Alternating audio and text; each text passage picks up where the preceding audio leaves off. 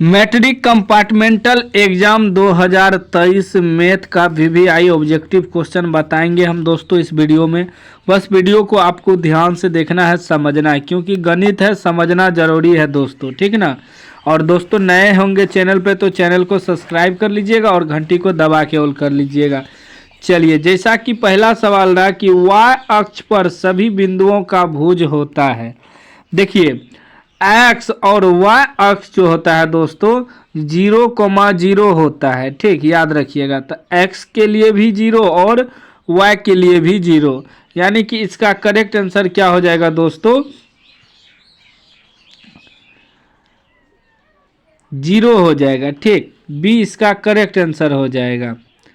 चलिए अगला प्रश्न देख लेते हैं दोस्तों।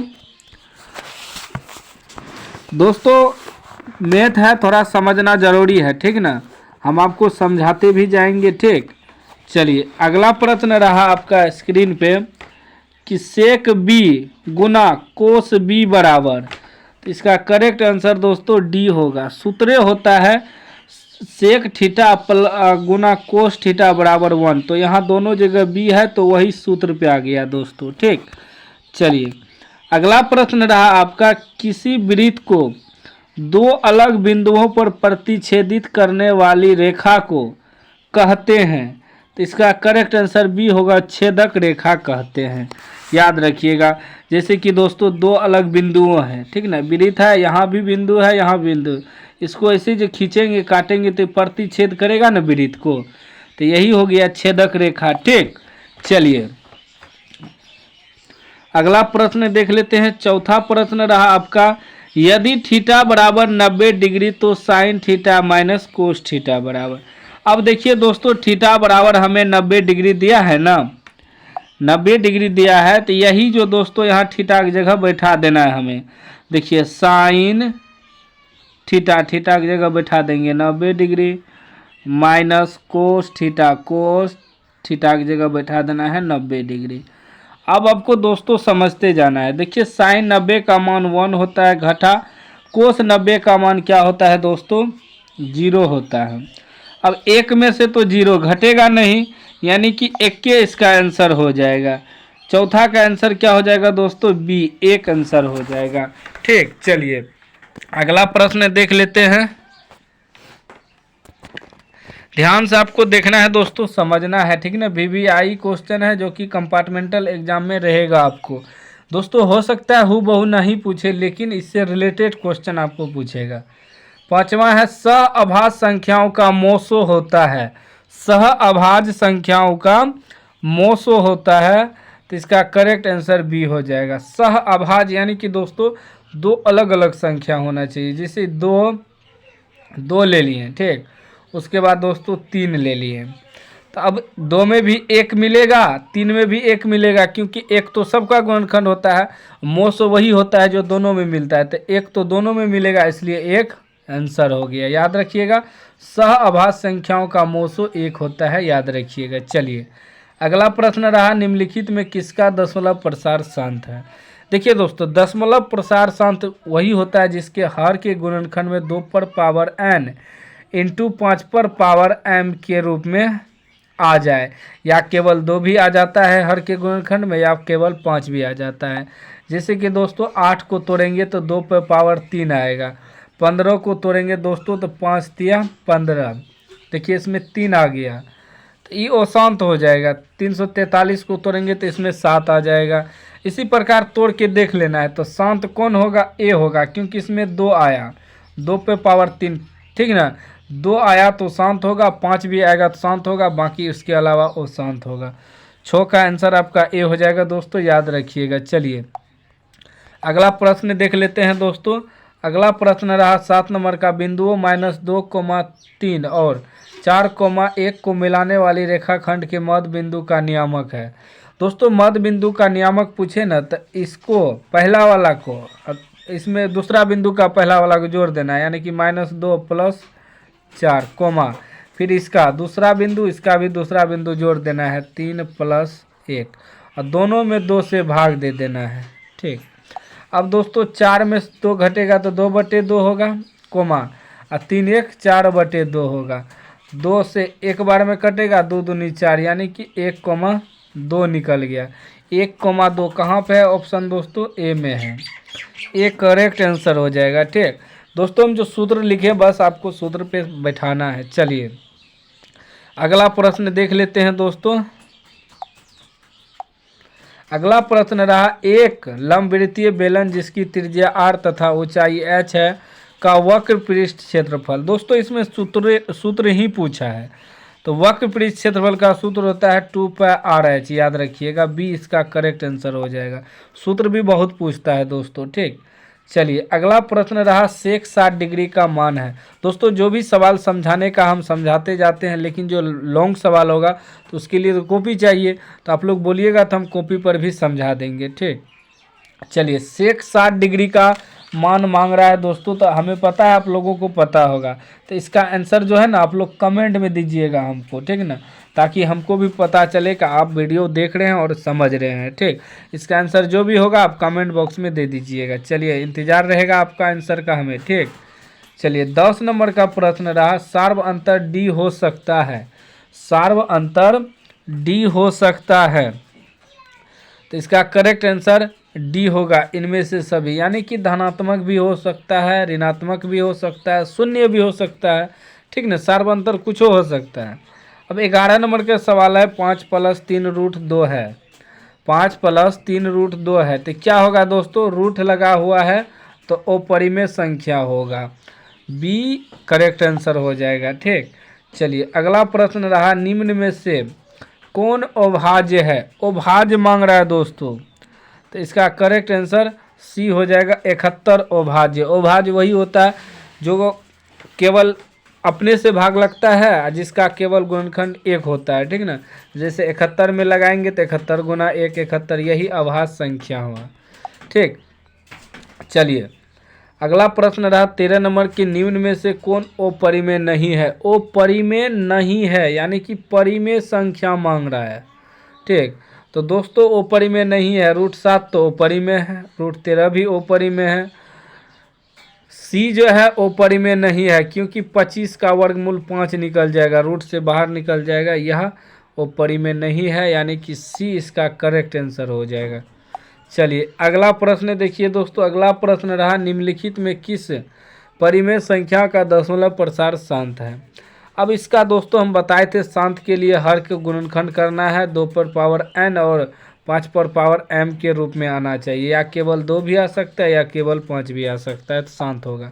तो दोस्तों आपको इसमें से सबको हल करके देख लेना है, किसके हर के गुणनखंड में 2 और 5 या केवल 2 या केवल 5 आता है। तो इसका करेक्ट आंसर हम बताते हैं दोस्तों, बी हो जाएगा, 11/60। चलिए अगला प्रश्न रहा 15 का, 2 लगातार सम संख्याओं का महत्तम समापवर्तक है। 2 लगातार सम संख्या का महत्तम समापवर्तक, मान लीजिए 2 है, उसके बाद 4 है, सम संख्या का रन लेने, तो इसका मोसो क्या निकलेगा? 2 निकलेगा दोस्तों, 2 लगातार का। तो इसका करेक्ट आंसर 15 का क्या हो जाएगा? सी हो जाएगा। ठीक, चलिए अगला प्रश्न देख लीजिए। अगला प्रश्न रहा, यदि अल्फा तथा बीटा द्विघात बहुपद x² + x - 2 के शून्यक हो तो 1/अल्फा + 1/बीटा का मान निकालना है। दोस्तों देखिए 1/अल्फा + 1/बीटा आपको समझना है दोस्तों, ठीक ना। स्क्रीन पे थोड़ा अच्छे तरीका से हम नहीं बता पा रहे हैं, इसके लिए सॉरी, आप लोग बोलिएगा तो हम कॉपी पे बता देंगे। जब अल्फा × बीटा लघुत्तम आएगा दोस्तों, दिन का जोड़ है तो लघुत्तम लेंगे, अल्फा से भाग देंगे अल्फा कट जाएगा, यहाँ बीटा हो जाएगा, प्लस बीटा से भाग देंगे बीटा कट जाएगा, यहाँ अल्फा हो जाएगा। यानी कि इसको सीधा सीधा लिख सकते हैं, अल्फा + बीटा बटे अल्फा × बीटा। अब देखिए दोस्तों, अल्फा + बीटा का सूत्र होता है -b/a, ठीक, और अल्फा × बीटा का c/a। नीचे वाला a कट गया, क्या बचा? -b/a। अब देखिए दोस्तों कि यहाँ हो गया a, यहाँ हो गया b, यहाँ हो गया c, तो b के जगह नहीं कुछ तो 1 है, तो ये हो जाएगा -1/a। a के जगह नहीं कुछ तो 1 है, 1/1, तो क्या हो जाएगा? -1 डायरेक्ट होगा, यानी कि -1 आंसर होगा दोस्तों, जो कि ऑप्शन इसमें दिया ही नहीं है दोस्तों, ठीक ना। सॉरी मिस हो गया। यहाँ देखिए -b/c न बचा, ए कट गया तो सॉरी मिस हो गया था। तो -b के जगह -1 हो गया और c के जगह यहाँ -2 है, बटे में -2, माइनस माइनस कट गया, 1/2, यानी कि दोस्तों ए करेक्ट आंसर होगा, ठीक ना, वहाँ मिस हो गया था। चलिए अगला प्रश्न रहा दोस्तों 17 नंबर का, यदि किसी समांतर श्रेणी का nवां पद an+b हो तो इसका पदांतर होगा। देखिए दोस्तों पदांतर यानी कि सार्वंतर d निकालना है। हमें क्या करना है कि इस टाइप के सवाल में दोस्तों n बराबर अपने मन से 1 2 3 4 इस प्रकार रखना है। तो 1 2 रख रहे हैं पहले, तो क्या है दोस्तों an+b, तो हम क्या करते हैं n की जगह 1 रख देते हैं +b। अब देखिए ये क्या आ जाएगा दोस्तों, a गुना 1 a+b। अब की बार ना 2 रखेंगे n के जगह, तो a गुना 2, n की जगह 2 रखे +b। अब 2 गुना a क्या हो जाएगा 2a +b।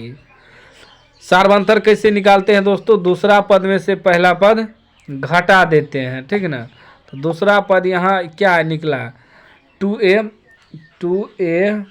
+b, ठीक।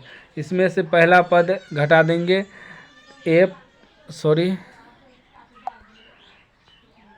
2a +b में घटा देंगे -a+b, ठीक ना।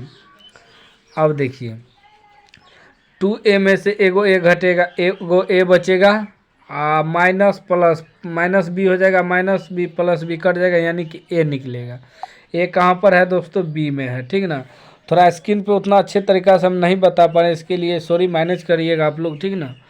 चलिए आगे देख लीजिए दोस्तों, आगे आपका सवाल रहा 18 नंबर का, बिंदु P6, -5 का भुज है। देखिए दोस्तों यह कोटि होता है, यह भुज होता है, याद रखिएगा, पहला कोटि दूसरा भुज। तो हमें यहाँ क्या मांग रहा है, भुज मांग रहा है, तो भुज क्या हो जाएगा -5 होगा, ये भुज, यह दोस्तों भुज हो जाएगा -5, ठीक। चलिए अगला प्रश्न देख लीजिए दोस्तों, सॉरी यह होता है भुज, पहला होता है भुज x वाला, उसके बाद दूसरा होता है कोटि, ठीक, याद रखिएगा, x वाला भुज y वाला कोटि, मिस हो गया था, ठीक ना। तो इसमें भुज मांग रहा है तो भुज a हो जाएगा, 6 हो जाएगा, ठीक ना, 6 इसका करेक्ट आंसर हो जाएगा। चलिए अगला प्रश्न है 19 नंबर का, बिंदु 2,3 स्थित है, मतलब कौन सा पाद में स्थित है। देखिए इसको समझिएगा, ये जैसे ग्राफ है, यहाँ होता है प्लस प्लस, इसको कहते हैं प्रथम, ठीक, याद रखिएगा। उसके बाद दोस्तों ये होता है माइनस प्लस, ये होता है द्वितीय ना, कि दो भी दे सकते हैं इस प्रकार। उसके बाद होता है दोस्तों माइनस माइनस, ये होता है तृतीय। उसके बाद होता है प्लस माइनस, ये होता है चतुर्थ पाद, ठीक। अब आपको यहाँ चिन्ह देखना है, 2 3 दोनों प्लस में है, दोनों जब प्लस में रहता है दोस्तों तो प्रथम होता है, प्रथम पद, यानी कि ए इसका करेक्ट आंसर हो जाएगा। चलिए अगला प्रश्न देख लेते हैं। अगला प्रश्न रहा, यदि x बराबर a, y बराबर b, समीकरण x y बराबर 2 तथा x + y बराबर 4 के हल हो तो a b का मान निकालना। दोस्तों ये दोनों समीकरण को ना आपको विलोपन विधि से कटा देना है। जब विलोपन विधि से आप कटा दीजिएगा, एक्स वाई का जो मान निकलेगा वही आंसर होगा, क्योंकि देखिए x बराबर a है, y बराबर b है, आंसर वही होगा। तो आपको विलोपन विधि से कटा देना है, आप लोगों को आता होगा विलोपन विधि, आंसर हो जाएगा। फिर भी हम इसका आंसर आपको बताते हैं, सी आएगा 3,1, ठीक। चलिए अगला प्रश्न देख लेते हैं दोस्तों। अगला प्रश्न रहा 21 नंबर का, समीकरण x² + 2x + 4 बराबर 0 के मूलों की प्रकृति है। मूलों की प्रकृति निकालने के लिए दोस्तों आपको d निकालना पड़ेगा। d का सूत्र होता है b² - 4ac, ठीक। अब देखिए यह होता है a b c, पता होगा आपको, b², b की जगह 2 है तो 2 का स्क्वायर, -4ac, a की जगह यहाँ ने कुछ तो 1 होगा दोस्तों, c की जगह क्या है ना, कुछ 4 है, ठीक। तो 2 का स्क्वायर क्या हो जाएगा 4 होगा, -4 × 4 = 16। अब देखिए दोस्तों 4 में 16 घटेगा, -12 बचेगा। -12 आया तो यह डी से छोटा हो गया, 0 से छोटा हो गया डी। जब 0 से छोटा होता है तो वो वास्तविक होता है, वो वास्तविक होता है। ठीक, याद रखिएगा। चलिए अगला प्रश्न रहा आपका 22 नंबर का, बिंदुओं 4, -1 और 2, 3 के बीच की दूरी है।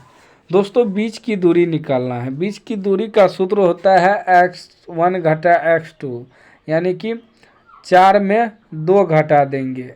ठीक, इसका स्क्वायर कर देना है, प्लस फिर होता है y1 घटा y2, यानी कि -1 में -3 को घटा देना है और इस पे आपको रूट चढ़ा देना है। ठीक, अब देखिए 4 में से 2 घटेगा, 2 का स्क्वायर बचेगा, प्लस माइनस माइनस प्लस चिन्ह माइनस का, यानी कि 4 का स्क्वायर हो जाएगा।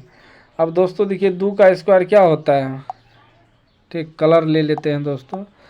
2 का स्क्वायर 4 होता है, 4 का स्क्वायर 16 होता है, 16 4 20, 20 का वर्गमूल क्या निकलेगा, 2 रूट 5, 2 रूट 5, यानी कि दोस्तों डी इसका करेक्ट आंसर निकलेगा।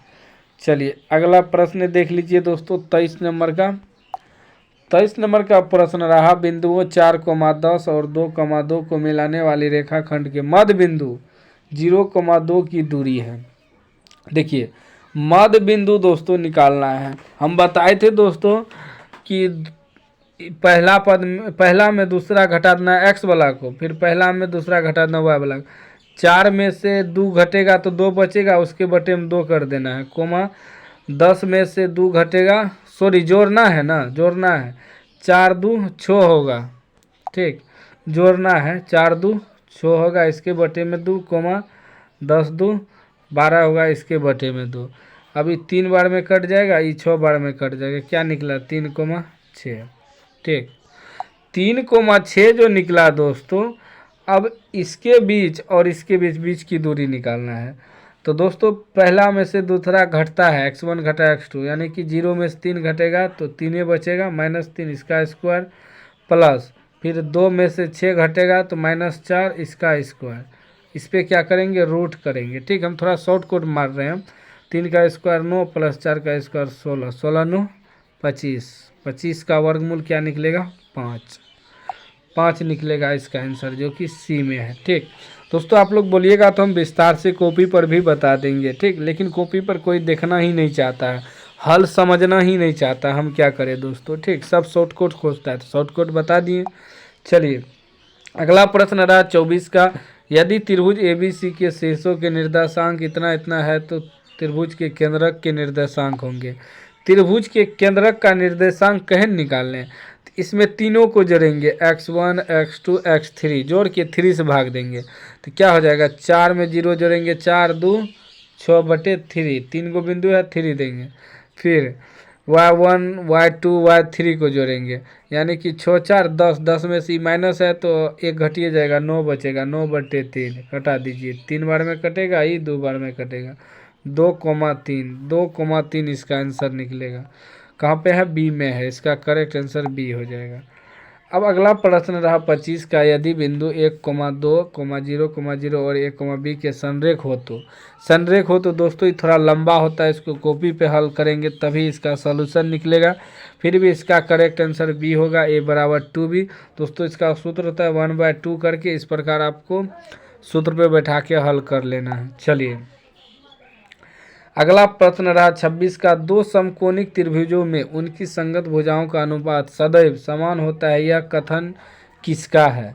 तो इसका करेक्ट आंसर क्या हो जाएगा, सी होगा, थेल्स का। ठीक ना, याद रखिएगा। चलिए अगला प्रश्न देख लीजिए 27 नंबर का है, यदि किसी त्रिभुज के दो भुजाओं के वर्गों का योग तीसरी भुजा के वर्ग के बराबर हो तो तीसरी भुजा के सम्मुख कोण का मान होता है। तो इसका करेक्ट आंसर दोस्तों 27 का सी होगा, 90 डिग्री। ठीक ना, चलिए अगला प्रश्न रहा आपका कि त्रिभुज ABC समरूप त्रिभुज DEF तथा BC = 3 सेमी, EF = 4 सेमी, यदि त्रिभुज ABC का क्षेत्रफल 154 सेमी स्क्वायर हो तो त्रिभुज DEF का क्षेत्रफल निकालना है। दोस्तों देखिए इसमें करना क्या है, 54 को ऊपर आपको रख देना है, 54 बटे यहाँ हमको इसका ना क्षेत्रफल निकालना है, तो यहाँ लिख देंगे DEF स्क्वायर देना है आपको, बराबर BC, BC की भुजा दिया है तो इसका स्क्वायर बटे इसका दिया है 4 का स्क्वायर। अब देखिए दोस्तों, आपको यहाँ क्रॉस मल्टीप्लाई कर देना है, ठीक। क्रॉस मल्टीप्लाई करने के बाद आंसर आ जाएगा दोस्तों, जैसे देखिए 54 गुना 4 चौके 16 बराबर, ये हो जाएगा 3 का स्क्वायर 9 त्रिभुज ADEF, ठीक। ये गुण स्क्वायर कर दिए, 3 का स्क्वायर 9।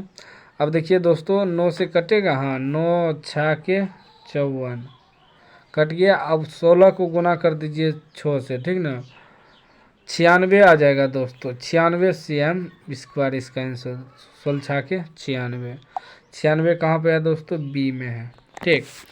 थोड़ा शॉर्ट मार दिए, ठीक। आप लोग हल कर लीजिएगा एक बार। चलिए अगला प्रश्न रहा 29 का, वृत्त के अंदर एक दिए हुए बिंदु से वृत्त पर कितनी स्पर्श रेखाएं खींची जा सकती है।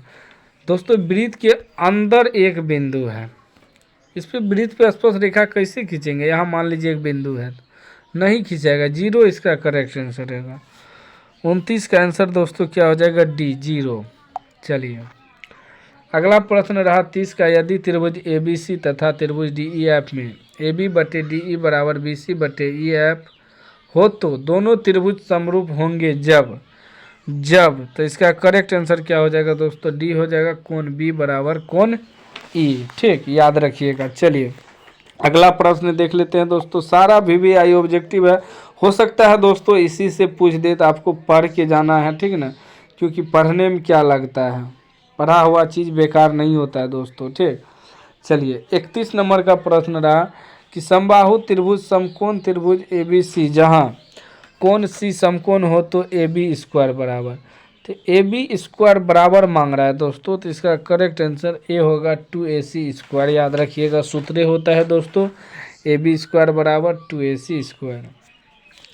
अगला प्रश्न रहा 32 नंबर, किसी बाह्यतः बिंदु P से एक वृत्त जिसका केंद्र O है पर खींची गई दो स्पर्श रेखाओं PA तथा PB के बीच का कोण 80 डिग्री हो तो एंगल POA का मान होगा। इसको तो दोस्तों अगर अच्छे से हल करेंगे तो इसका सॉल्यूशन कॉपी पे बताना पड़ेगा, लेकिन इसका करेक्ट आंसर हम बताते हैं, A होगा 50 होगा, ठीक। आप लोग कहिएगा तो हम कॉपी पर भी समझा देंगे। चलिए 33 नंबर का प्रश्न रहा, त्रिभुज ABC की भुजाओं AB और AC पर दो बिंदु D तथा E इस प्रकार है कि DE समांतर BC तथा AD अनुपात DB बराबर 3:1 है। यदि AE 6.6 सेमी हो तो AC का मान होगा। इसको भी थोड़ा कॉपी पर हल करेंगे, थोड़ा बड़ा इसका सॉल्यूशन होता है, तो इसका करेक्ट आंसर हम बताते हैं, A होगा 8.8 cm, ठीक। चलिए जो प्रश्न यहाँ हल होने वाला होगा हम हल करते जाएंगे दोस्तों। चलिए अगला प्रश्न रहा आपका 34 नंबर का, समांतर श्रेणी 8 10 12 डॉट डॉट का 10वां पद। देखिए दोस्तों प्रथम पद क्या होता है, यह होता है पहला 8, यानी कि A बराबर क्या हो जाएगा दोस्तों, 8 हो जाएगा आपका। उसके बाद D निकालना है, तो D कैसे निकालेंगे, 10 में से 8 घटाएंगे तो क्या निकलेगा, 2 निकलेगा। N बराबर हमें क्या कर रहा है, 10वां पद निकालने, N बराबर 10 रख देंगे। अब दोस्तों एक सूत्र होता है A plus N-1 into D, ठीक। A प्लस A की जगह 8 है तो 8 प्लस N की जगह 10 रखना है, 10 घटा 1 इंटू D निकला है मेरा 2। अब देखिए दोस्तों ये क्या हो जाएगा, 8 प्लस 10 में से 1 घटेगा 9, 9 दूनी 18, 18 8 कितना हो जाएगा दोस्तों 26, 26 आपका 10वां पद निकल गया, ठीक। देख लेते हैं ऑप्शन कहाँ पे है दोस्तों, B में है, ठीक। चलिए अगला प्रश्न कह रहा है कि यदि समीकरण x² प्लस 2kx प्लस 4 बराबर 0 का एक मूल 2 हो तो k का मान, एक मूल दिया है यानी x का मान दिया है, जहाँ जहाँ x है वहाँ वहाँ 2 बैठा देंगे, यहाँ x² तो यानी कि 2 का स्क्वायर प्लस 2kx, x की जगह 2 बैठाएंगे प्लस 4 बराबर 0। अब देखिए 2 का स्क्वायर 4 और 4 यहाँ है, क्या हो जाएगा 8, यानी कि दोस्तों इसको लिख सकते हैं 8 प्लस 2 दूनी 4 के बराबर 0, ठीक। तो 4 के + 8 बराबर 0 निकला, उल्टा लिख दिए। तो 4 के बराबर क्या हो जाएगा, -8। 4 से कटाएंगे 2 बार में, यानी के बराबर -2 निकला। -2 कहाँ है, बी में है। ठीक, चलिए अगला प्रश्न करा, समांतर श्रेणी 21, 18, 15 डॉट डॉट का कौन सा पद शून्य है। यानी कि दोस्तों Tn बराबर आपको 0 रख देना है, वही शून्य पद हुआ। बराबर a + n-1 होता है, a क्या हो जाएगा 21 हो जाएगा, प्लस n-1, n तो निकालना है, -1 × d, d कैसे निकलेगा, 21 में से 18 घटाएंगे तो 3 निकलेगा। ठीक, तो ये हो जाएगा 0 बराबर 21 प्लस 3 × n, 3n घटा 3 का 3, तो हो जाएगा 0 बराबर 21 में से 3 घटेगा 18 प्लस 3n, इधर आएगा तो -18 बराबर 3n, 3 से कटा दीजिए 6 बार में, n का मान कितना निकल गया 6, यानी कि ए करेक्ट आंसर हो जाएगा। चलिए अगला प्रश्न है दोस्तों 37 नंबर का, समीकरण 2x² + 5x - 12 बराबर 0 एक मूल निम्न में से कौन है। दोस्तों इसको गुणनखंड करना है आपको। गुणनखंड करने के बाद x का मान 2 निकलता है, जो भी ऑप्शन मिले उसमें टिक लगा देना है, वही आंसर होगा दोस्तों। तो हम इसका आंसर बताते हैं, सी होगा -4। चलिए अगला प्रश्न रहा 38 का, यदि किसी बहुपद px बराबर x² - 2x + 5 के शून्यक अल्फा बीटा हो तो अल्फा प्लस बीटा का मान। देखिए अल्फा प्लस बीटा का मान मांग रहा है, सूत्र होता है -b/a। ठीक, तो -b की जगह क्या है दोस्तों, -2 a की जगह 1 है, 1 नहीं है लिखेंगे तो माइनस माइनस +2 हो जाएगा, यानी कि बी इसका करेक्ट आंसर हो जाएगा। चलिए अगला प्रश्न रहा sin 90 डिग्री घटा a बराबर। देखिए sin 90 डिग्री घटा a बराबर दोस्तों कोस ए होता है। ठीक, कोस ए, तो इसका करेक्ट आंसर ए ही होगा, ए इसका करेक्ट आंसर होगा। अगला प्रश्न रहा 40 का, निम्न में से कौन सेक ए के बराबर है। सेक ए के बराबर 1/कोस ए होता है। ठीक, चलिए अगला प्रश्न रहा 41 का, कोसेक 44 डिग्री बटे सेक 46 डिग्री का मान। देखिए दोनों का मान जोड़ के 90 डिग्री पुर जाए ना, उसका मान 1 होता है, यानी कि बी होगा। ठीक, एक बार में कट जाएगा, ये इसका करेक्ट आंसर हो जाएगा। चलिए अगला प्रश्न देख लेते हैं दोस्तों।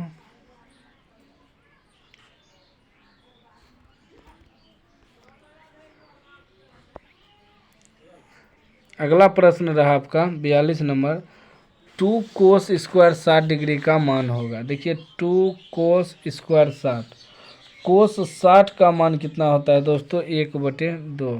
इस पर स्क्वायर है तो स्क्वायर दे देंगे, तो ये हो जाएगा 2 × 1 का स्क्वायर 1, 2 का स्क्वायर 4, 2 दूनी 4 कट गया, यानी कि 1/2 निकला। 1/2 कहाँ पे है दोस्तों, डी में, डी इसका करेक्ट आंसर हो जाएगा। फिर है 43 नंबर का, sine square 20 degree plus sine square 70 degree का मान। देखिए दोनों मिला के 90 पूर रहा है, तो इसका मान 1 हो जाएगा, यानी कि डी इसका करेक्ट आंसर हो जाएगा। चलिए अगला प्रश्न रहा 44 नंबर, tan θ × cot θ बराबर 1 होता है, इसका भी सूत्र होता है। ठीक, चलिए अगला प्रश्न देख लीजिए। अगला प्रश्न रहा 45 का, किसी त्रिभुज ABC में जहाँ कोण B समकोण है, यदि AB बराबर 12 तो BC बराबर 5, तो AC बराबर, AC का मान निकालना है दोस्तों। ठीक, यानी कि देखिए एक त्रिभुज है, ठीक, इसमें हमको AB भी दे दिया है, जहाँ की कोण B समकोण है, यानी कि BAC। AB कितना दिया है 12, उसके बाद BC कितना दिया है 5, कर निकालना है, दोनों का स्क्वायर जोड़ के निकाल देना है, यानी कि 12 का स्क्वायर प्लस 5 का स्क्वायर 144 5 का स्क्वायर 25। ठीक, अंडर रूट होगा तो 169 आ जाएगा, 169 का वर्गमूल 13 निकलेगा, 13 इसका करेक्ट आंसर हो जाएगा, जो कि ए में ऑप्शन है। ठीक, चलिए अगला प्रश्न है, यदि 5 साइन ए बराबर 8 कोस ए तो कोट ए का मान। देखिए दोस्तों पहले इसमें जो है ना, ये 5 इसके बटे में चले जाएगा। ठीक, इसको थोड़ा हल करना पड़ेगा, लंबा होगा, तो इसका आंसर हम बताते हैं। इसका आंसर दोस्तों आपको डी हो जाएगा, ठीक है ना, 5/8। आप लोग बोलिएगा तो हम कॉपी पर भी सलूशन कर देंगे। 47 का है कोट 60 डिग्री का मान। दोस्तों कोट 60 का मान कितना होता है, 1/√3। बी इसका करेक्ट आंसर होगा। 48 का, जब सूर्य का उन्नयन कोण 60 डिग्री हो तो खंभा जिसकी ऊंचाई 6 मीटर है तो उसकी छाया की लंबाई। देखिए एक खंभा है, ठीक, यहाँ कोण 60 डिग्री बना रहा है, ऊंचाई कितना दिया है 6 मीटर, तो tan 60 से चलेंगे दोस्तों।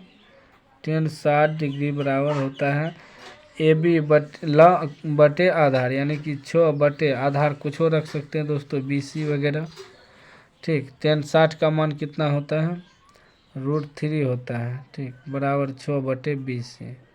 जब BC बराबर निकालेंगे दोस्तों तो ये हो जाएगा BC बराबर 6/√3, ठीक ना। tan 60 का मान कितना होता है, √3 ही होता है, ठीक। √3 बराबर 6/BC, ठीक। तो ये हो जाएगा BC बराबर 6/√3। परिमेयकरण कर देंगे, √3 से ऑप्शन नहीं मिलेगा, तो ये हो जाएगा 6√3/3, 3 दूनी 6, यानी कि 2√3 निकल जाएगा। 2√3 देखना है दोस्तों, ऑप्शन है, हाँ 2√3 है, सी में है, ठीक। अगला प्रश्न रहा है, यदि एक अर्धवृत्त का परिमाप 36 सेमी हो तो इसकी त्रिज्या। देखिए अर्धवृत्त की परिमाप के सूत्र पे बैठा के आपको त्रिज्या निकाल लेना है दोस्तों, ठीक। थोड़ा लंबा होगा, हम स्क्रीन पे हल नहीं कर पाएंगे। इसका आंसर हम बताते हैं कितना निकलेगा। इसका आंसर बी निकलेगा 7 cm, ठीक। चलिए अगला प्रश्न है, एक वृत्त का क्षेत्रफल 154 सेमी है तो इसका भी आंसर हमें बताना पड़ेगा दोस्तों, क्योंकि हल स्क्रीन पे नहीं होगा। ए इसका करेक्ट आंसर निकलेगा। 51 का है, एक बेलन का व्यास 28 सेमी और ऊंचाई 20 सेमी है तो बेलन का वक्रपृष्ठ क्षेत्रफल। इसका आंसर आप लोग 51 का हमें कमेंट बॉक्स में दीजिएगा दोस्तों, हल करके आप लोग कमेंट में बताइएगा, तब हमें पता चलेगा कि आप लोग वीडियो को पूरा देखे हैं, समझे हैं, ठीक ना। और दोस्तों चैनल को सब्सक्राइब कर लीजिएगा।